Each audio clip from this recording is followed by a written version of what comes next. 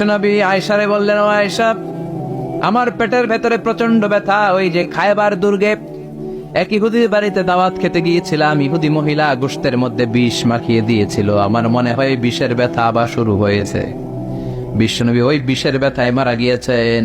কাউকে বিষ পান করিয়ে মারলে লোকটা শহীদ। বিশ্বনবী শুধুমাত্র কেবলমাত্র নবী নয়, ওনার নবুয়তও আছে, আবার শাহাদাতও আছে। সুবহানাল্লাহ পড়ে। জামা বাইনান নবুওয়া ওয়াস শাহাদা। বিশ্বনবী শহীদ, আবার তিনি নবী। যেন তেন নবী নাকি? শেষ নবী, সব নবীর সেরা নবী। কোন নবীর সাথে আমার নবীর কোন তুলনা চলে? এই নবীও থাকতে পারলেন না। বলে, আয়েশা, ব্যথা আমি থাকতে পারি না। ওই যে খায়বার দুর্গের বিজয়ের পরে ইহুদির বাড়িতে খেতে গিয়েছিলাম, ইহুদি মহিলা ছাগলের গোশতের মধ্যে বিষ মাখিয়ে দিয়েছে।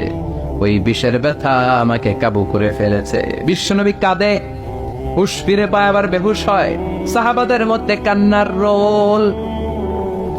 বিশ্বনবী উঠে দাঁড়াতে পারেন না, মসজিদে নববীতেও যেতে পারেন না, জামাতের নামাজের ইমামতিও করতে পারেন না। সাইয়েদনা আবু বকরকে বললেন, আবু বকর, আমার অবর্তমানে তুমি মসজিদে নামাজ পড়াও।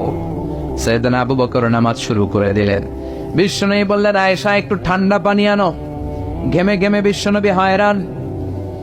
পানি আনার পরে পানির ভেতরে হাত ঢুকিয়ে বিশ্বনবী ঠান্ডা হাত দুটো দিয়ে চেহারার মধ্যে এরকম মেসেজ করতে লাগলেন, মাসে করতে লাগলেন, আর বলতে লাগলেন, ইন্নালিল মাউতি লাসাকারাত। হায় রে, মরণের কি জ্বালা, মরণের কি কষ্ট, আমি সহ্য করতে পারছি না।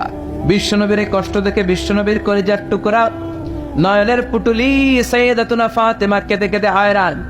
চিৎকার দিয়ে বলে, ইয়া করবা আবা, ইয়া করবা আবা, আমার বাবার কি কষ্ট হচ্ছে, না জানি আমার বাবার কত যন্ত্রণা হচ্ছে। বিশ্বনবী সান্ত্বনা দিয়ে বলে, ফাতেমা, কেঁদো না, আজকের দিনের পরে তোমার বাবার আর কোনো কষ্ট হবে না, সব কষ্ট আজকেই শেষ হয়ে যাবে। হঠাৎ সাইয়েদনা ফাতিমাতুজ জোহরার কানে কানে কি যেন বললেন, উনি কাঁদলেন। আবার কানে কানে কি যেন বললেন, উনি হাসলেন। বিশ্বনবীর ইন্তেকালের পরে মা আয়েশা জিজ্ঞেস করলেন, ও ফাতেমা, বিশ্বনবীর ইন্তেকালের দিন তোমার কানে কানে কি যেন বললো, তুমি কেঁদে দিলা কেন? আবার একটু পরে কি যেন বললা, হেসে দিলা কেন? ফাতেমা বলে, বিশ্বনবী আমার কানে কানে বলেছিল, ও ফাতেমা, ধৈর্য ধারণ করো, আমার সময় আর বেশি নাই। কারণ আল-ইয়াউমা আকমালতু লাকুম দীনাকুম ওয়া আতমামতু আলাইকুম নি'মাতি ওয়া রাদিতু লাকুমুল ইসলাম দীনা। ইসলামকে আল্লাহ পরিপূর্ণ করেছেন, আমি হয়তো আর পৃথিবীর বুকে থাকবো না, আমি চলে যাব রে ফাতেমা। সাইয়েদাতুনা ফাতেমা কাঁদতে শুরু করলেন।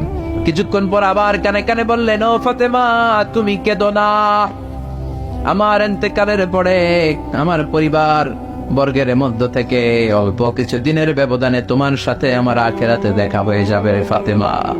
সাইয়েদাতুনা ফাতেমা তখন হেসে দিলেন, পড়েন আল্লাহু আকবার। ওই বিশ্বনবীও কি থাকতে পারছে নাকি? কথা কন, আপনারা পারবেন? আমরা পারবো?